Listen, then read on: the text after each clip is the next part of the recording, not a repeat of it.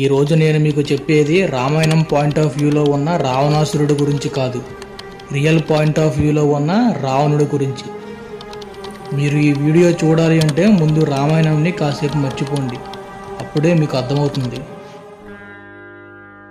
యుద్ధం అనగానే ముందుకు వచ్చేవాడు, వేదాలు అనగానే వినిపించేవాడు, భక్తి అనగానే ఒంటి కాలు మీద తాండవం చేసేవాడు, శత్రువులకి చీకటిగా కనిపించేవాడు, ఎవరి పేరు చెప్తే నరకానికి రాజు అయిన యమధర్మరాజు కూడా కాకి రూపంలోకి దూరి పారిపోయాడో, ఎవరి తపస్సు వలన సాక్షాత్తు శివుడే తన భక్తికి కలిగి ప్రత్యక్షమయ్యాడో అతనే సువర్ణ లంకాధిపతి, దశగ్రీవుడు, దశముఖ దశకంఠుడు, రావణాసురుడు. ఇతను పుట్టుకతోనే రాక్షసుడు గాని పూర్తిగా రాక్షస సంతానం కాదు. రావణాసురుడు పులస్త్య మహర్షి అనే బ్రాహ్మణుడికి మరియు కైకేసి అనే రాక్షసికి జన్మించిన మహానుభావుడు. ఆయనలో కలిగిన విషయం రాక్షసత్వంతో కూడిన బ్రాహ్మణ జ్ఞానం. రావణుడు వేదాలకు పండితుడు, సామవేదాలలో అతి గొప్ప జ్ఞాని, శివుడిని తన తాండవంతో భజించిన భక్తుడు. తన శివతాండవ స్తోత్రం కలలు దాటిన కావ్యం. రాక్షస శరీరంలో ఉన్న దేవుడు లాంటి మేధావి అతను. లంక కథలో ఇది ఒక నగరం కాదు, అది రావణ జ్ఞానాన్ని, బలాన్ని, సౌకర్యాన్ని చూపించిన అద్భుతం. స్వర్ణోమయమైన రాజ్యం, విమానాలు, గొప్ప గోపుర శిల్పాలు. రావణుడు కట్టిన లంక ఒక లోక విస్మయం. సీతాపహరణం రావణుడి జీవితంలో చేసిన ఒక తప్పు. అది కూడా ఆయన కావాలని తనంతట తాను చేసిన తప్పు కాదు.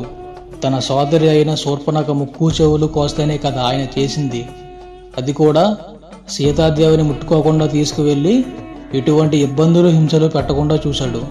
సీతాదేవిని తీసుకువెళ్ళడం రావణుడు చేసిన తప్పు అయితే, ఎంత రాక్షస జాతికి చెందితే మాత్రం ఒక మహిళ ముక్కు చెవులు కోయడం ఎంతవరకు తప్పు కాదంటారు?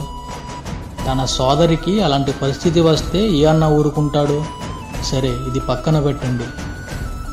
యుద్ధంలో ఆయన మర్యాదతో పోరాడిన మహాయోధుడు. రాముడితో యుద్ధం అది ధర్మానికి, అహంకారానికి జరిగిన యుద్ధం. కానీ ఆ అహంకారంలో కూడా రావణుడి యుద్ధ మర్యాదలు మరవలేదు. అతను మరణించే సమయంలో కూడా రాముడికి గొప్ప బోధన ఇచ్చాడు. ఆ బోధన ఏంటంటే, సమయం పట్టిన పనిలో గొప్పతనం ఉంటుంది అని వీరుడిలా మరణించాడు. రావణాసురుడికి ఉన్న 10 తలలకు అర్థాలు, అది మానవ మనసులో ఉన్న 10 భావోద్వేగాలకు చిహ్నాలు. క్రోధం, మోహం, లోభం, మదమాత్సర్యం మరియు వివేకం, జ్ఞానం, శక్తి, ఈచ, క్రియ, ఇవి ఆ 10 తలలకు అర్థాలు. చరిత్రలో చిన్నారులు చదివిన విలన్ కాదు రావణాసురుడు. రాముడు తనకు ఉన్న రాజ్యాన్ని ఏ కష్టం రాకుండా చూసుకున్న మహారాజు అయితే, రావణాసురుడు ఆ రాజ్యం అనే లంకనే సృష్టించిన మహాజ్ఞాని. ఈరోజు రావణుడిని మర్చిపోయిన చరిత్రని వాసు 360లో మళ్ళీ గుర్తు చేశాం. ఇలాంటి వీడియోస్ ఇంకా కావాలి అనుకుంటున్నారా? అయితే వీడియోని లైక్ చేయండి, కామెంట్లో మీ అభిప్రాయాన్ని తెలపండి. వాసు 360ని సబ్స్క్రైబ్ చేయడం మర్చిపోకండి.